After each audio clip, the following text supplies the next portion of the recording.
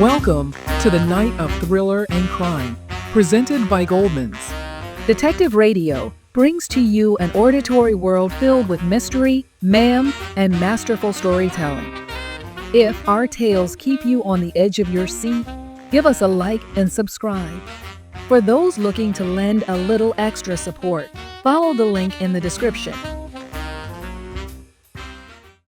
Becker, Episode 9, The Long, Long Trail.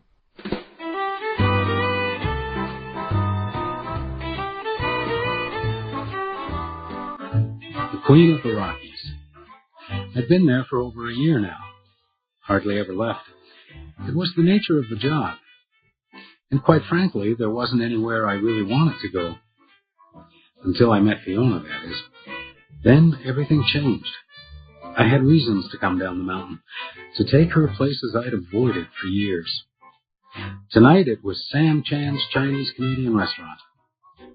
In the old days, Sam loved to surprise me with the real thing.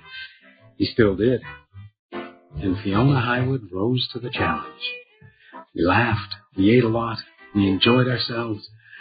While up at the hotel, someone neither of us knew was coming to the sad end of a long, long trail.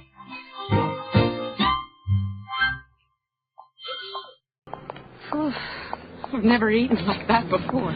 Sam's a great cook, if you're prepared for a challenge. Prepared? Oh, I'm dying for one. How's that? Nothing ever happens around here. Well, some people like it that way. Yeah, but they still want a little action in their newspaper. A little big city crime. So what about Adam Sterling? Who? That gambler we caught last week. What's so great about this Adam Sterling? He was running a high-stakes operation. Definitely big city style. Nobody's interested in gambling. Most people can't see that there's anything wrong with it. Then you could tell them the truth. Which is? Families lose their homes. Children go hungry. Good men despair. It's not funny, Fiona. I was just teasing. Well, we're here. Yes, so we are. You know, maybe you're right. Maybe I should follow you around. The next time you have a gambling case, that is. I could do an article about you. Nothing to write about. I just try to see what's in front of my nose. You're still more exciting than a bake sale. I could make a hero out of you, Becker. I'm not sure I'm ready for that. The real heroes never are. We better say goodnight. I guess so. Tomorrow comes early. Why does one always revert to cliches at times like this? Seriously, it's been a wonderful...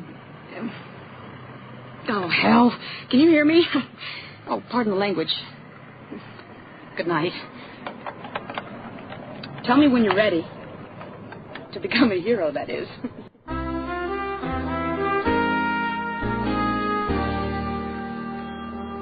Becker!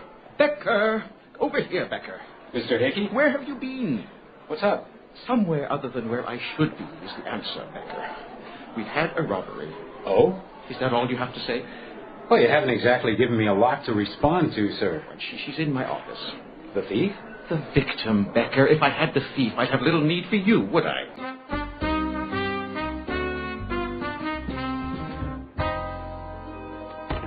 Miss Thomas, I'd like you to meet Mr. Becker, our detective. Are you the police? No, ma'am. I work for the hotel. But you can get my money back? We'll try. That's good, because until you do, I can't settle my account. I beg your pardon? Let's find out what happened first. There's not a lot to say. I was robbed. £200. Pounds? I brought it from England. When did you discover it was missing? This morning. Do you have any idea who might have taken it? I'm afraid not. Did you have any guests? Of course not. Anyone who might have known where you kept the money? No. The staff? A maid? No. So it just disappeared. That's it. It just disappeared. You can ask all the questions you like, but I can't tell you anything else. Well, perhaps you could tell us if you've given any consideration to how you'll settle the account. Let's wait until I've had a look at the room. What's the number? Mine? Oh, 312. Good. Now, you make yourself comfortable. Excuse me, I have a good deal to do this morning, Becker. I'll only be a few minutes, Mr. Hickey.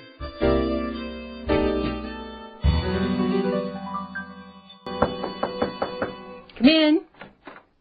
Oh, excuse me, sir, Mr. Becker. Are you looking for something? Yes, It's Truly, sir. Truly.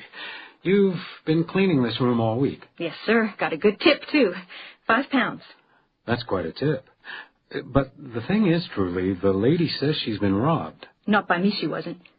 I hope she never said I had anything to do with robbing her. No, I just wanted to know if you noticed anything since she's been here. Anything unusual? Well, I don't know if you'd really say it was unusual, but she's been here for... 5 days.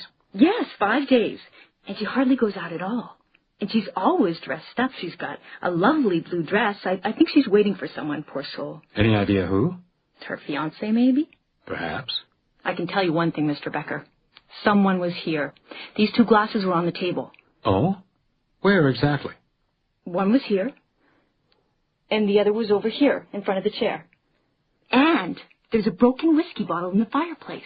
I was cleaning it up when you arrived. And the fire. That's unusual, isn't it? Who has a fire in July? Had she used the fireplace before? No. You're sure? I'd have remembered. It's such a messy job to sweep it out, especially now with those bits of glass mixed up in it. Well, you can stop for the moment. Sir? I'd like you to leave this room exactly as it is. You mean leave everything? My broom, the pail? Everything. These glasses, too? I'll take them. You think you could tell what's in those glasses with the sniffs? I think you should get on with your work, Truly. Yes, sir. And not a word to anyone about this. I don't know, Mr. Becker. It's about the most exciting thing that's happened to me in a long time. Try.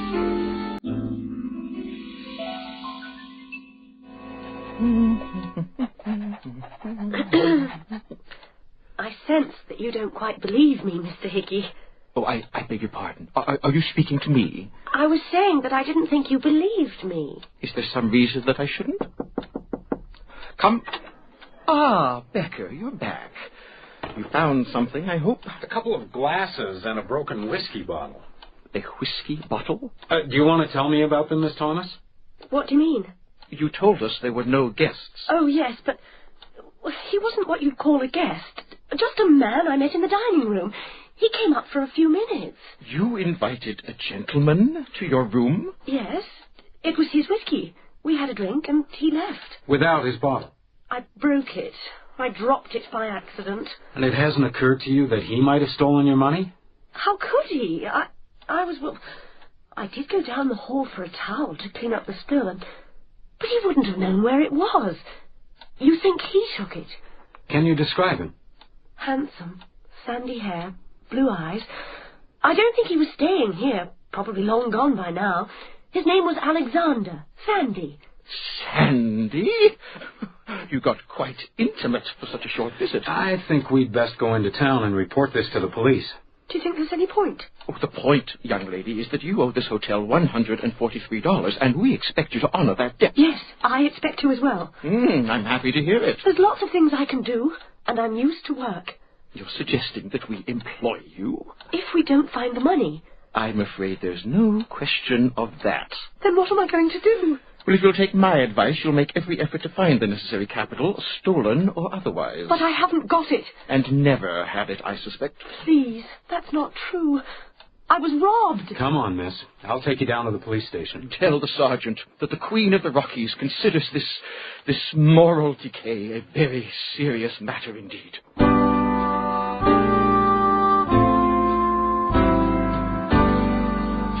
So tell me this. What kind of a robbery victim leaves the maid a £5 tip? She's not telling us everything, that's for sure. On the other hand, when you There you go again. On the one hand this, on the other hand that. Now, the only real question is what we're going to do with her. Well, can't you put her up somewhere? Me? Where? Give her a cell if there's nothing else. Give her a cell. I've got Whiskey Dan sleeping it off in the corridor. I've got Jimmy Splint in for slicing up his girl again, and I've still got your gambling friend. Adam Sterling? Yeah, we don't see the magistrate till next week. Well, I guess he'll think twice before he gets up another game. You think so? Right now, Sterling owes so much money to Jimmy Splint, I've had to give him a cell to himself. He'll probably get his throat slit the minute we release him. What's going on here? What? Why is that woman shivering out there on the bench? She's reporting a crime, if it's any of your business. Then why is she being treated like a criminal? She's not being... Don't make excuses, Sergeant. This poor woman has been robbed. At least get her a cup of tea. Of course, Miss Highwood, right away. What was I thinking of?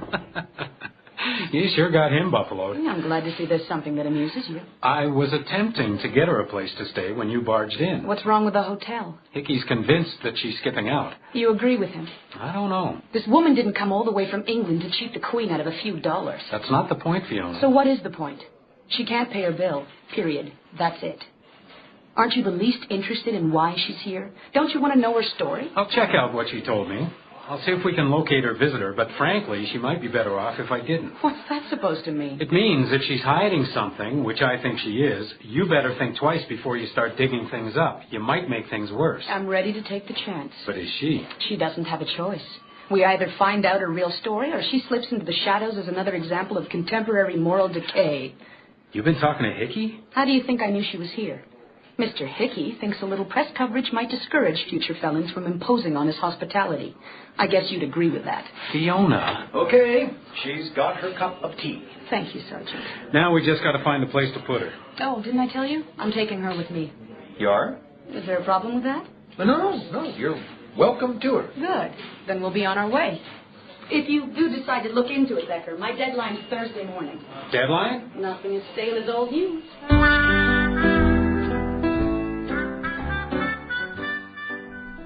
And there was no one else. I told you. Excuse me. Hotel switchboard, good evening. Yes, sir, right away. There's not much more I can tell you. No one else checked out. Just 4 men and a boy.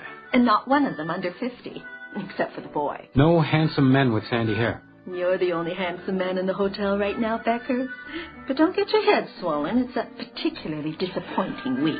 You should have told Miss Thomas before she checked in. You think she was here for that? I'm not sure what she was here for, but whatever it was, I think she was disappointed. If Mr. Hickey's looking for me, I've gone to take another look at the room. She's got to you, that Miss Thomas, hasn't she? No, not Miss Thomas.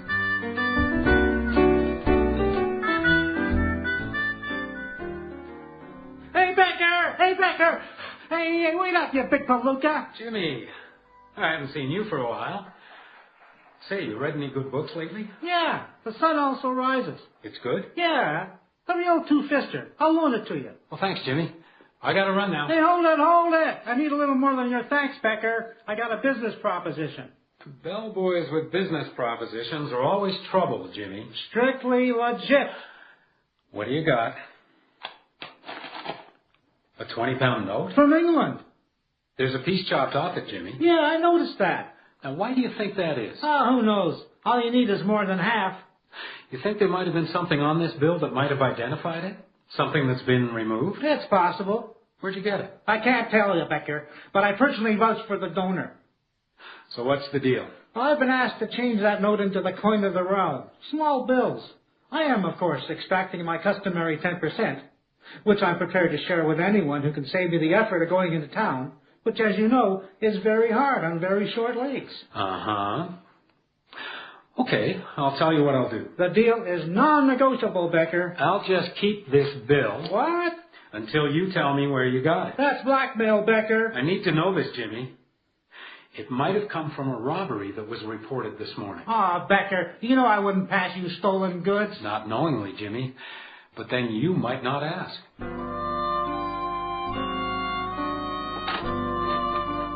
Room 312 appeared much the same as it had this morning, except that the overhead lights had been turned on.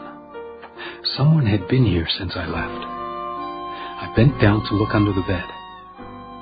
There was no one there, but someone could easily be hiding behind the closet door. I grabbed the door handle. Gotcha! Fiona! Oh, Becker, you scared the life out of me. What are you doing here? Looking around. You didn't get much out of Miss Thomas, then. I didn't know you were interested. You find anything? Just what you see. Oh, and what's that?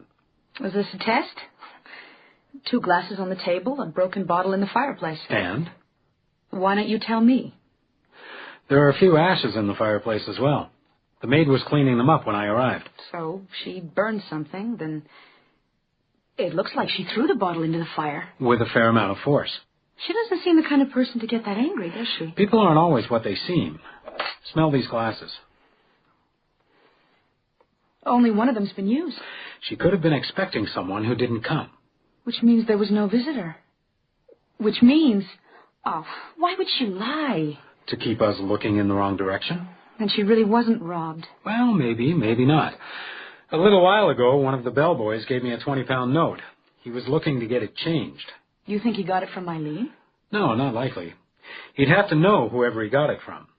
He never goes out, so it had to be someone who worked here, which means someone who could get into this room. It's not that hard. So I noticed. But you think the note was one of Eileen's? There's not a lot of English money floating around. So what's the story? We don't know. That's it? We don't know? Damn it, Becker, this is important. You have to prove it. She's innocent. I'm only a detective, Fiona, not a magician. I know. You can only, see what's in front of your nose. Yeah, that's about it. Except there is one more thing you can see. And what's that? What's not in front of your nose.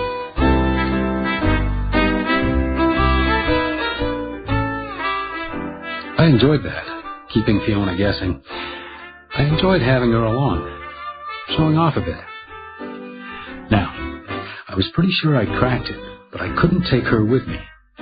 For over a year, the hotel had been my family. They'd looked after me. I wasn't ready to expose any of them to a journalist. Not even Fiona.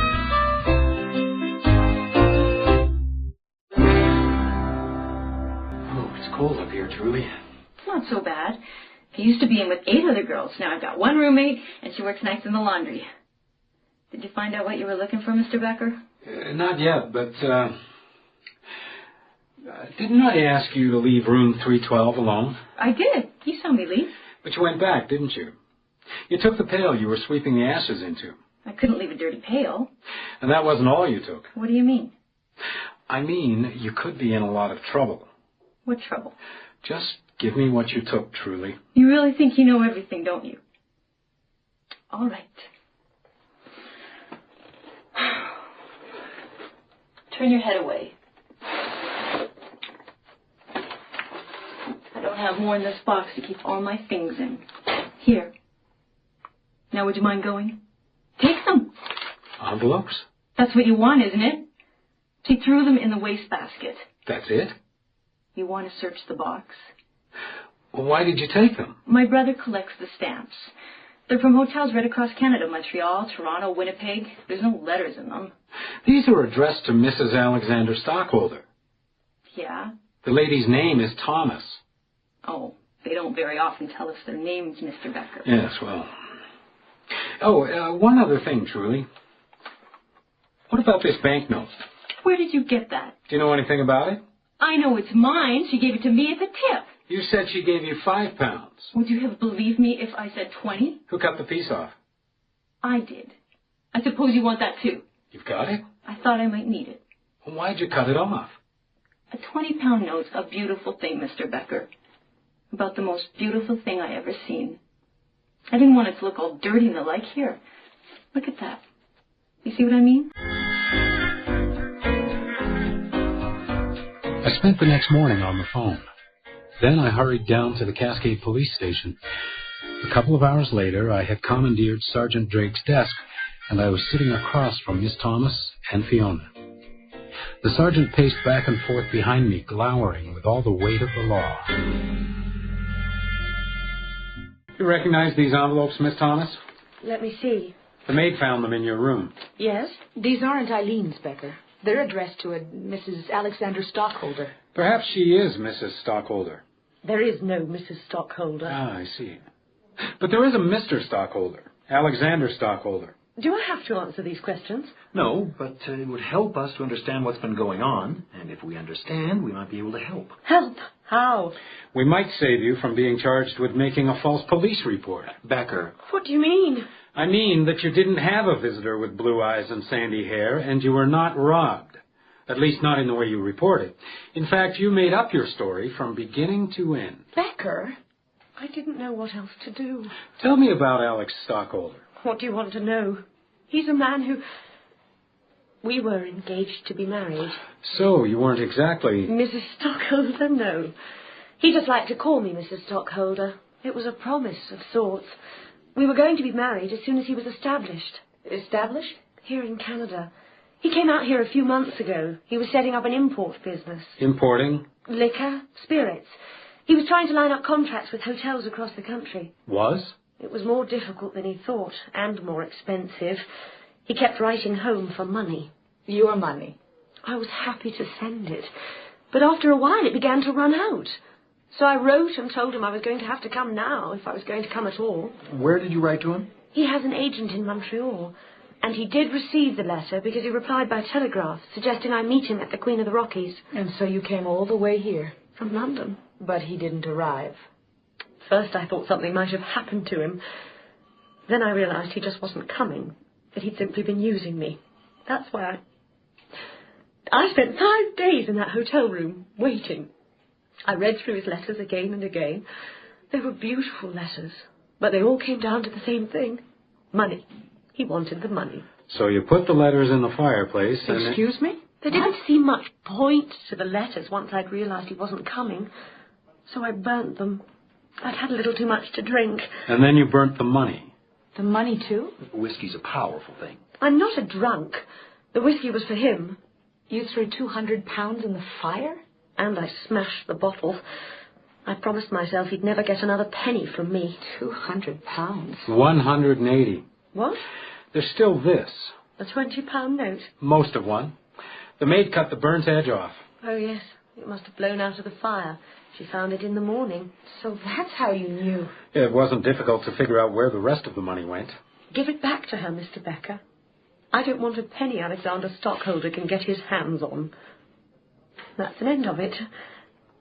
I'm sorry for the trouble I've caused. Don't worry about that. I simply couldn't bear the idea that anyone would know that I'd been such a fool. I'd rather do anything than have anyone know that. If only... He'd kept his word? Yes, that. But I was really wondering if it would change anything if he knew what he'd done. It doesn't usually. Would you like to find out? How would I? You know where he is? Yes. You know? Miss Thomas? Perhaps you should sit down. Yes. I feel almost faint. I wonder if you have somewhere I could... Sergeant? You mean, yes, it's basic, but... I need to be alone for a moment. It's right this way, Ness. Thank you. Oh? How'd you find him? Detective work. Oh, come on. You can tell me while we're waiting. All right. Take another look at those envelopes. What's the first thing you notice? After the name. They're all hotel stationery. Exactly. The MacDonald in Montreal, the Dominion in Toronto, and the Sifton in Winnipeg. Mr. Stockholder liked his luxuries. And he was a man of habit. Look at the postmarks. 1 letter a week. 4 weeks in Montreal, 4 in Toronto, 3 in Winnipeg. If he kept to his schedule, he should have arrived here 3 weeks ago. But how did you know he was coming here? He was hopping from Grand Hotel to Grand Hotel. The Queen had to be the next stop, but he didn't arrive. Or, more accurately, he wasn't registered. Which means he wasn't here. Well, that's what I thought until I called the Sifton and discovered that he hadn't been registered there either. Then I called the Dominion and the MacDonald. Alex Stockholder wasn't registered at any of them. So where was he? Oh, he was there. In every one of those hotels. He simply changed his name. But as a man of habit, he stuck with his monogram, A.S. There was an Alan Stratton at the Dominion, an Arnold Stevens at the MacDonald. Alfred Simons had left the Sifton just ahead of the police. For? Gambling. And we just happened to have an Adam Sterling back there in the cells who's charged The guy with... you arrested. And who now admits to being Alex Stockholder. He's here? Thank you, Sergeant. Eileen, he's here. I know. The sergeant told me he's right downstairs. I hope you don't mind, Becker. So he couldn't meet you? The sergeant also told me he was arrested for gambling. I'm afraid so. He was a gambler before he came to Canada. I knew he was, but I was a fool. Would you like to see him? Does he know I'm here? I have to tell him. He'd like to see you. Why? I haven't anything else to give him. You don't want to see him? I don't think so.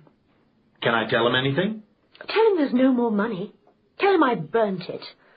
Tell him I'm going to get a position and I'm going to settle accounts, my accounts, with Mr. Becker's hotel. Tell him I'm getting on with it. Tell him that. I'd like him to know that. That's a story. You write it up, Fiona. But don't use my name. Write about Mrs. Stockholder. She doesn't exist anymore. She won't mind.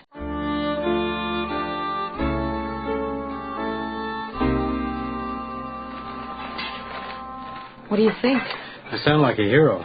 Told you. If I were this quick-witted, Hickey would give me a raise. I wouldn't bet on it. Cynic. You think so? Been wondering if I exploited Eileen. I mean, perhaps I enjoyed getting her story too much. Yeah, you kept her name out of it. That's appropriately non-committal. You look to be having a pretty good time yourself. There's nothing like an eager student to wake you up. Or a little competition. Yes, perhaps that too. No perhaps about it, Becker.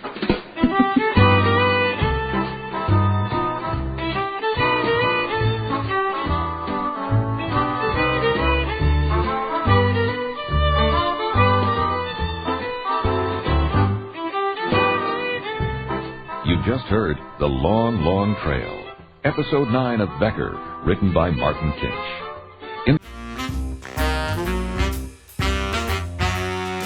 Thank you for tuning into Detective Radio. We bring you new episodes of mystery, suspense, and thriller stories every week.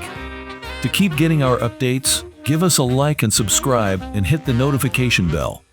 For those looking to lend a little extra support, follow the link in the description. Good night. Stay alert. Until the next crime.